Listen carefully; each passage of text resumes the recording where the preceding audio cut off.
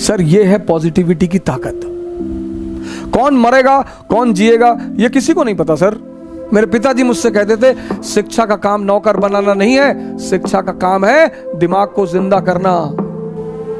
एक और छोटी सी घटना सुनाता हूं पॉजिटिविटी पे।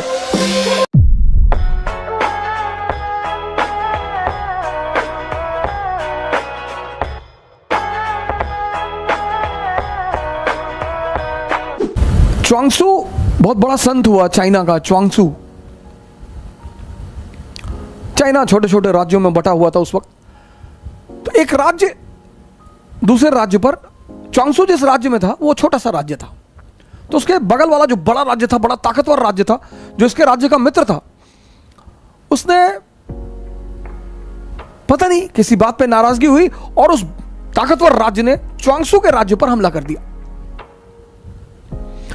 अब राजा को तो पता था कि यार हम तो गए, छोटा सा राज्य। अब 1856 में झांसी रानी लक्ष्मीबाई कि हम क्यों इतना महिमा मंडन करते हैं, छोटा सा बिंदी भर का राज्य, बिंदी भर का, जिन अंग्रेजों की सत्ता पूरे भारत में स्थापित हो चुकी है वो उनसे लड़ रही हैं। क्या हिम्मत रही होगी,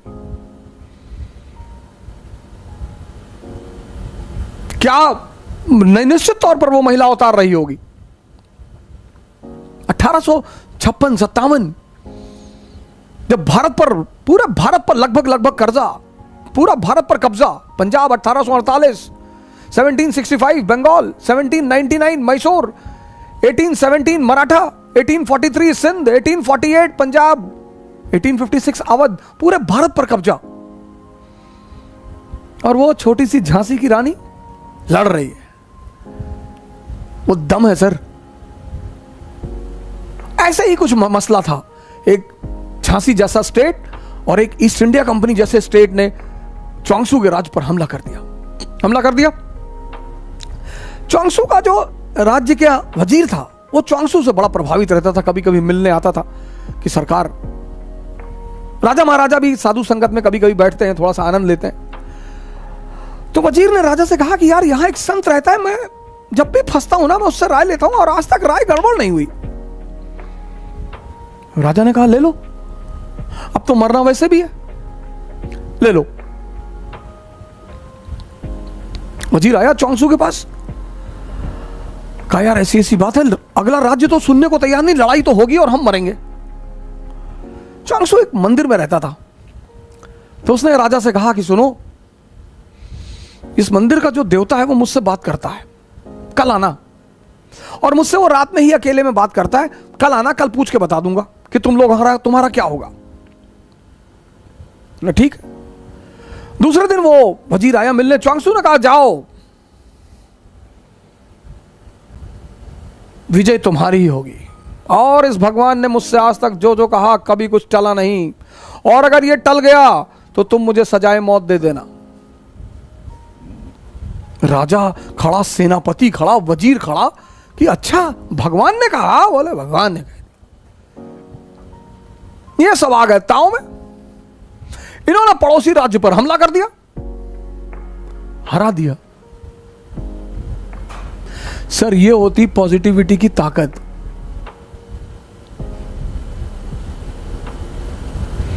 मैं आपसे किसी का समर्थन करने को नहीं कर रहा हूं, नहीं, किसी का भी। आप एकदम जिस दल का चाहे विरोध करें, जिस नेता का चाहे विरोध, आपका हक है सर। और अगर आप मेरे कहने पर किसी का विरोध नहीं कर रहे हैं तो आप पागल हैं। आपको विरोध करना है आप करिए, एकदम करिए। लेकिन इस देश में लोग विरोध पर्दे में बैठकर करते हैं। साइकिल सत्याग्रह में बुलाया था, 9 लोग आए थे, आए तो 17 लोग, 18 लोग थे, बाकी लोग भाग गए 20 किलोमीटर के बाद। 700 किलोमीटर साइकिल चलाने में हालत खराब हो गई थी सर सबकी। कोरोना का पीक चल रहा था। मेरी भी 3 बच्चे हैं सर।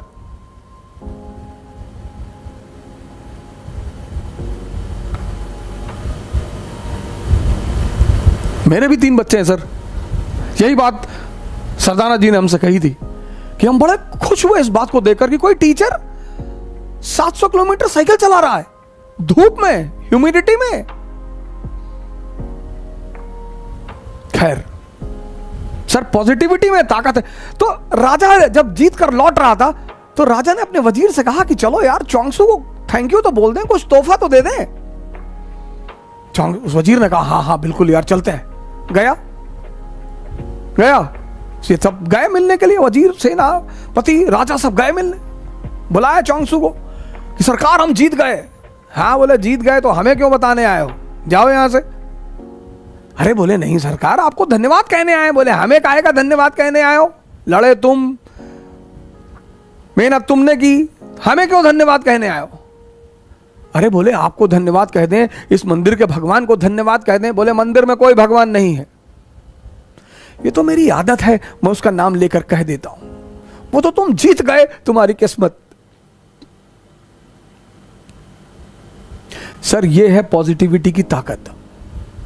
कौन मरेगा कौन जिएगा ये किसी को नहीं पता सर, ये किसी को नहीं पता। लेकिन ये है पॉजिटिविटी की एक ताकत।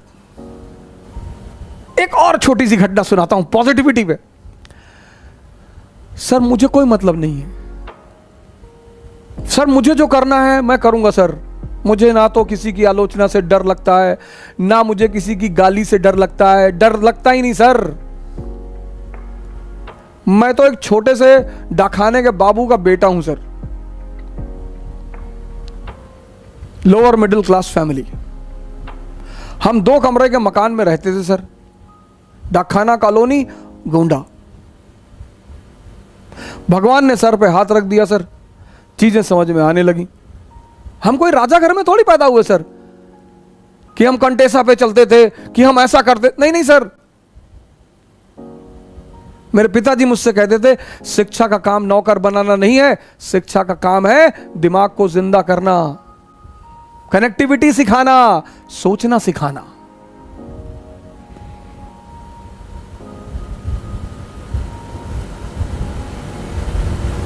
एक छोटी सी घटना और सुनाता हूं पॉजिटिविटी पे। 17 और ये ऐतिहासिक घटना सुनिए। 1789 फ्रेंच रेवोल्यूशन, 1789 फ्रेंच रेवोल्यूशन।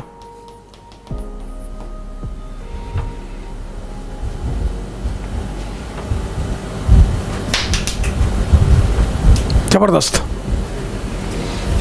जबरदस्त रेवोल्यूशन। और 1781 फाइनेंशियल बैंकरप्सी,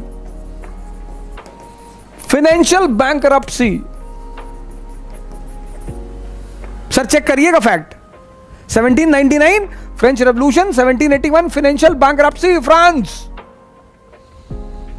सोचिए सर, फाइनेंशियल बैंकरप्सी। बिना पैसे के आप घर नहीं चला सकते, राष्ट्र कैसे चलाएंगे। 1789 French revolution, political anarchy, economic anarchy. Austria declared war on France. सोचिए सिचुएशन देखिए, Austria declared war, Austria declared war on France. Austria ने फ्रांस पर हमला कर दिया। सिचुएशन देखिए सर, घर में आग लगी है, पड़ोसी ने हमला कर दिया। सर ये हमारे साथ भी हो सकता है सर। घर में आग लगी है सर, पैसा नहीं है, राजनीतिक अस्थिरता, लुई 16 को बंदी बना दिया गया सर। और उसी में एक आदमी को 1797 में आर्मी का कमांडर बनाया जाता है, commander in chief Napoleon. Army depressed, surrendered. Sir 3 general already resign कर चुके हैं सर, उसको कमांडर बना दिया जाता है ऐसी आर्मी का, कमांडर इन चीफ। आपकी तरह हमारी तरह मिडिल क्लास का आदमी, अपॉर्चुनिटी मिल गई। He goes to the army and he says to the army कि I am the son of God, blessed son of God, blessed. मैं भगवान का आशीर्वाद दिया हुआ बेटा हूं। मैं ना हारूंगा। बोला मैं हारने के लिए पैदा ही नहीं हुआ। आर्मी तो ताव में आ गई कि अरे ये भगवान का आशीर्वाद दिया हुआ बेटा है। और फिर एक तो उसने हिम्मत दी अपनी सिपाहियों को और सपना दिखाया। उसने कहा ये Gujarat, Italy, land of prosperity, wealth, आओ मेरे साथ ले चलूं। तुम खाने बगैर मर रहे हो ना, तुम्हारे पास खाना नहीं है ना, आओ आओ चलो। अरे सेना तो आ गई ताव में, कूद गए इन लोगों ने, ऑस्ट्रिया की गर्दन पकड़ ली, हरा दिया ऑस्ट्रिया को। ट्रीटी ऑफ कैंपो फोर्मियो 1797 पढ़ना सर आज विकिपीडिया में डालकर, सलाम करोगे नेपोलियन को सर। ये होती है पॉजिटिविटी।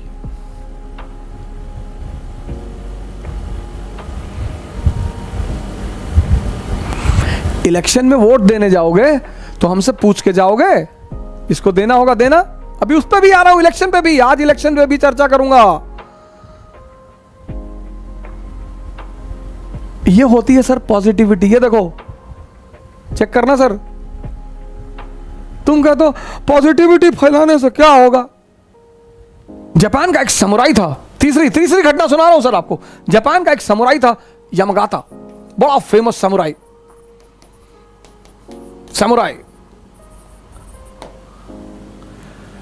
तलवारबाज, पूरा जापान के समुराइयों को हरा चुका था, शंकराचार्य की उपाधि तलवारबाजी में उस आदमी के सामने कोई था ही नहीं जापान में।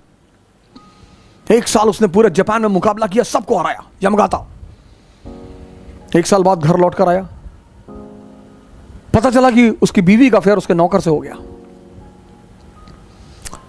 उसने अपने नौकर से कहा कि आज शाम को मेरा और तेरा मुकाबला होगा तलवारबाजी का, और अगर तू जीत गया तो बीवी भी तुम्हारी और सारी संपत्ति भी तुम्हारी।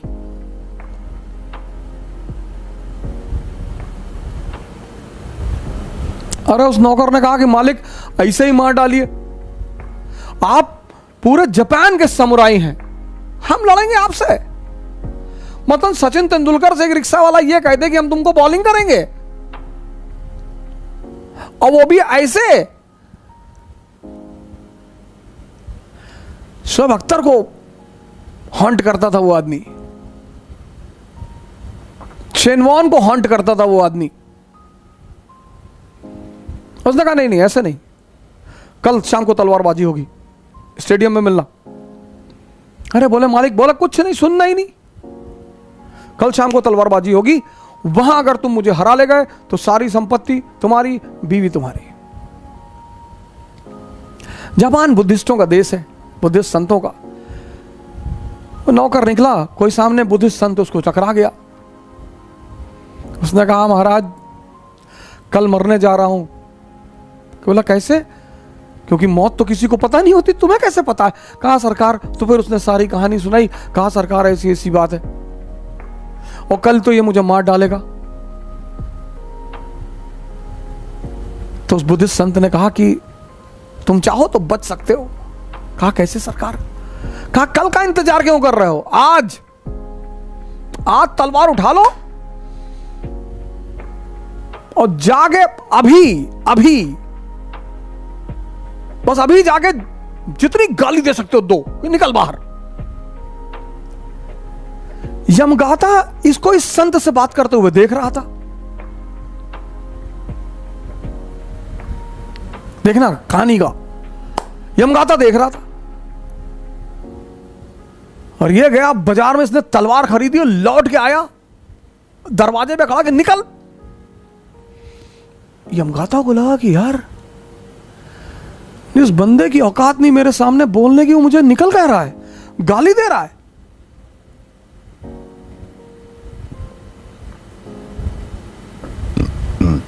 शंका बैठ गई मन में। निकला तलवार लेकर बाहर, उठाई तलवार उसने। तब तक इसने घुमा के मारा एक हाथ, यमगाता के हाथ से तलवार छूट गई। यमगाता सन्यासी हो गया।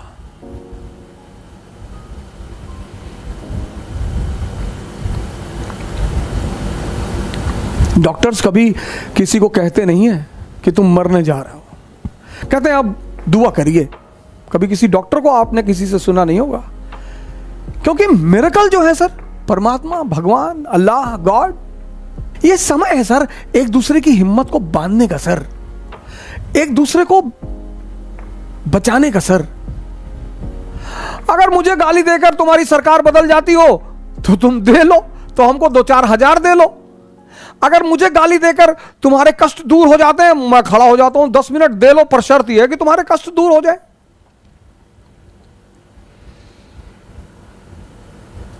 ये हमारे दुश्मन इंतजार कर रहे हैं सर कि भारत अंदर से कोलैप्स करे और हम कूद पड़े भारत पर।